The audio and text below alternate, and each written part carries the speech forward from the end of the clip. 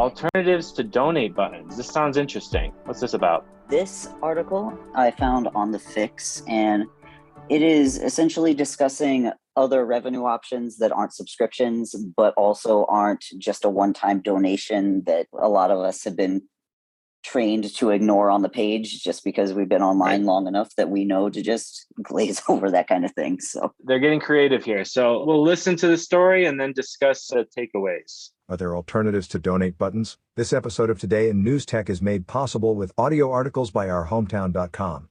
Today, we're highlighting a piece by Dushyant Khare over at The Fix about their attempts at introducing a new fundraising model. The article, Not Just Social Media Platforms, Publishers Deserve Better Tipping Solutions, discusses the recent influx of light news readers and the ways publications have been attempting to monetize them. Spawning fave from The Fix's partnership with Fusense, the article talks about how useful integrated tipping systems have become for websites. Tipping provides a way for readers to show they value a piece of work, and publishers to gather data, all while leaving the subscription model intact, said Khare. Here are a few of our big takeaways. Adding an integrated tipping interface reduces bounce rates that can result from funneling readers to a third party in order to complete a transaction.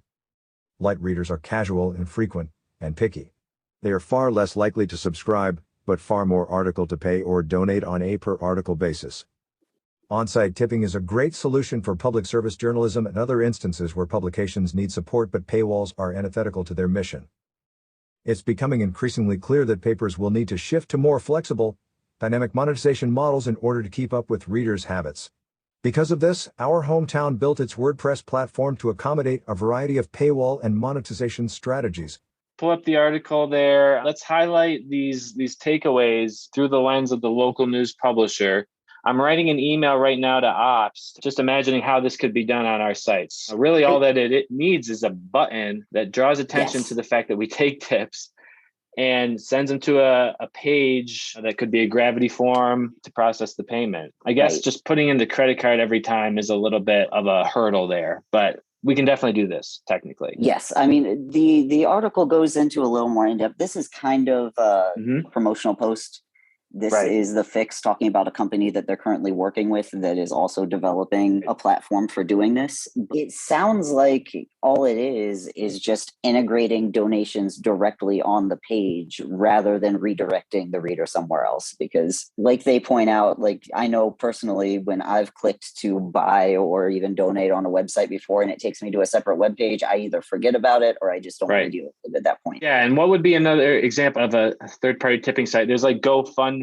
Maybe people they even point out Kickstarter has this issue. Interesting. So Kickstarter is a platform where you can go and donate to like startups, but you're saying that there are just too many steps. There's too many steps, right? The startup has their own website that they're marketing or their own social media presence, and then they have to send them over to Kickstarter to a third party. And that increases the bounce rate. Definitely makes sense. We want to lower that. I want to talk about a specific example of that later. I'll show you guys with the Washington Post about lowering hurdles, minimize bounce rates. So technically, I think we would just need a button that could be inserted on every article, or it could be on the right column. This might be something worth highlighting in the newsletter. This type of thing, it's just, I see your article and it's just like, why didn't I think of that? But some people are doing the donate option and they will link to a donate page with all these preset options. This would be the user can select, ideally they could put in the amount into a field. That's like a true tip. I would just love to see a way, if we could test this through a mobile device to see if you could just tip through the card that's in your phone. I think you could. Through Apple Pay. That would be incredibly simple. I mean, even just testing if that's possible on the Acorn site, TO Acorn, they have a donation option. I'll just test that myself on the phone and see if it allows me to input my credit card. And then we can promote that as something publishers should really offer, first of all, but then promote the fact that it's really easy to do on mobile or something like that. Pointing out to them that the mobile payment is integrated. That would be really helpful. How about this second point? Just going into a little more depth on what light readers are and kind of why tipping is a better alternative for them, especially right now. Like it points out that last year, amidst the height of the pandemic, was a big time for subscribers. And in 2021, that has kind of shifted to the inverse. where there are a lot of people that very specifically want the information they want, and they aren't really that invested in the full package. Yeah, and these flyby people, so important for it to be easy. The more I think about this is a really important thing to emphasize. I mean, mainly that we would just need to, first of all, point out the fact that it's really easy to accept credit cards through mobile. It's in fact easier than desktop in many cases. Making it clear to publishers that you really got to think about how the mobile reader sees the site. Like if you want to focus on donations, that button needs to be front and center. The subscribe button should be too. The third big takeaway on this story about tipping. Yes. So they point out that like the best use case for tipping other than getting one-off money is for any kind of public service journalism where you are doing the work to inform people. And so locking it behind a paywall doesn't make sense because that's not the goal. You still need support and money. So that was a good lesson. I mean, I think that's just a good part of the audience to address because there's plenty of publishers out there that we work with in that situation. See, I'm like so into this design of the first landing page of the mobile site. First impressions are everything, and you only have a few seconds with people, especially when they're coming in from a whole new newsletter that we're going to be targeting.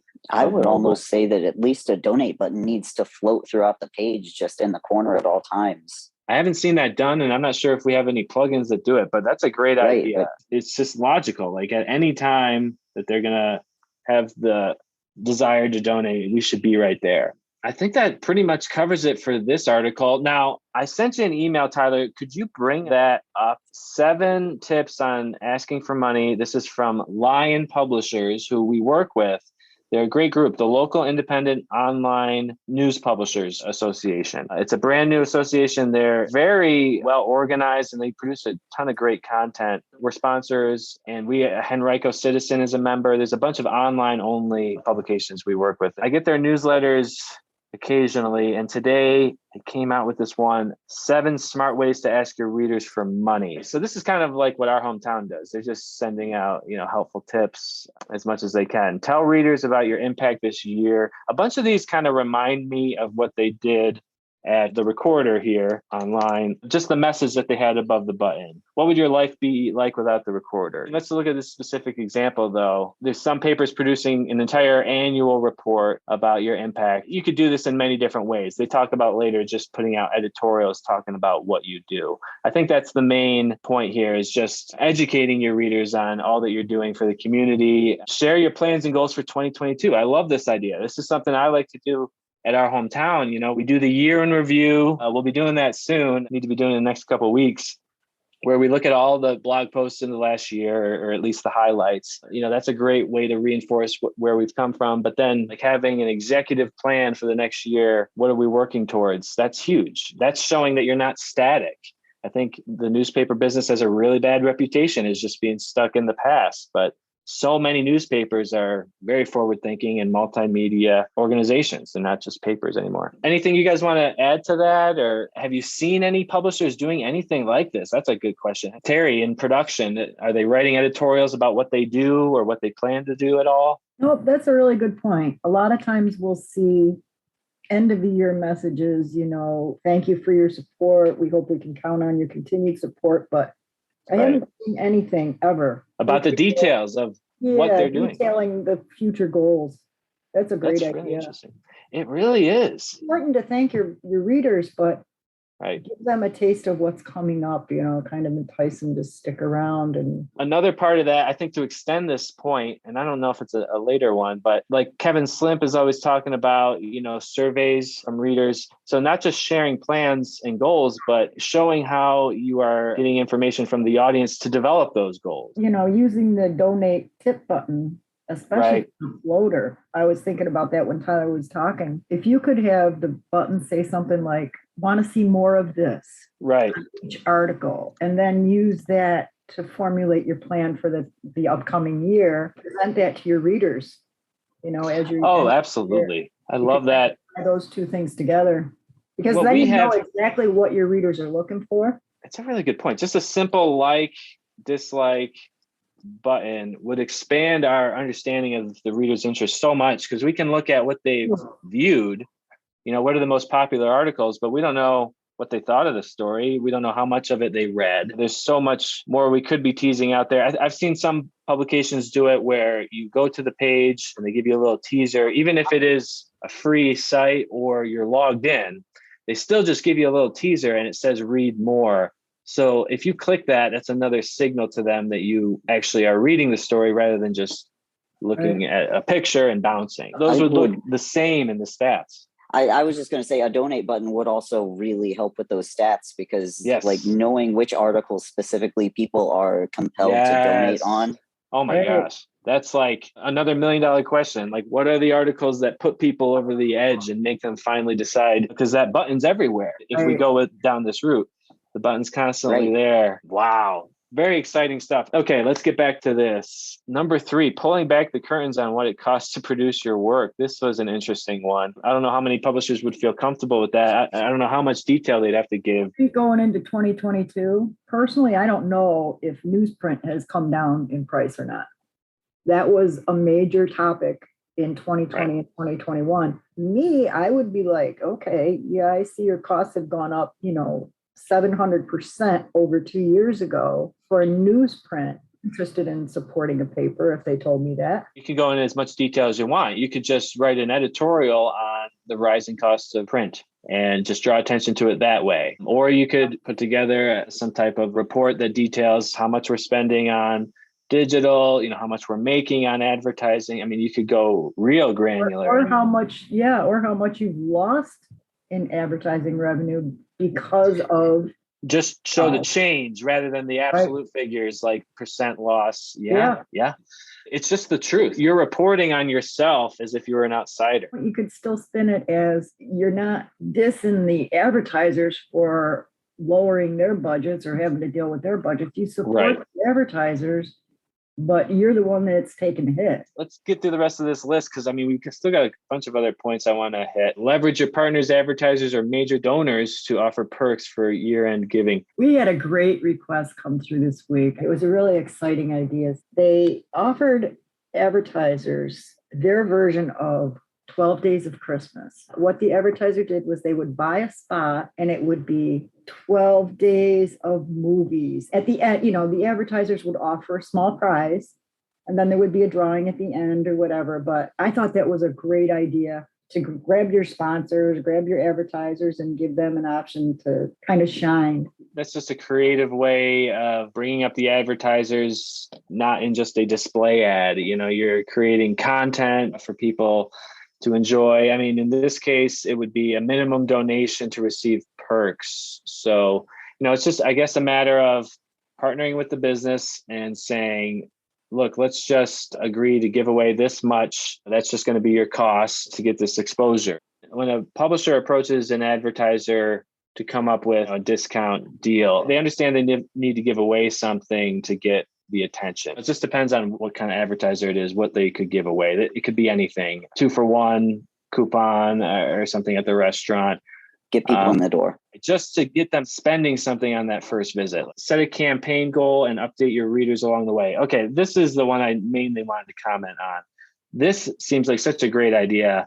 Some type of a GoFundMe type interface, counting how far along you are towards the goal. We could accept all the donations through MemberPress or Stripe, but it would be just a matter of tracking it in a campaign and then totaling it and putting it on that front page. Because obviously those things, they're on all these things for a reason. When you see that it's low, it kind of works both ways. When you see that they're close, you might be more inclined to help them. But I think most Kickstarter campaigns don't get fully funded until like the final 8 hours. And I know I like to see a meter just get filled up.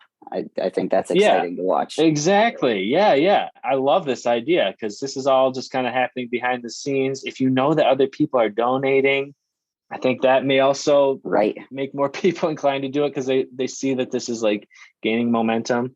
There's a lot of psychology behind this, but as I think about all the meters I've seen and my reactions, it's always positive to see the status. We're already taking these donations. This would be a way to just make it more transparent. Okay, we talked about number 6 already, writing an editorial about why your journalism is essential. Thanks for watching Today in News Tech, the podcast covering innovation in digital journalism. You can follow us on Facebook, Twitter, and subscribe on YouTube or any of your favorite podcast apps. We'll see you tomorrow. At our hometown, we help newspapers build WordPress websites, design native apps, and develop digital subscription models. If you are interested in a free prototype of your publication on WordPress, go to ourhometown.com and click the Contact Us button.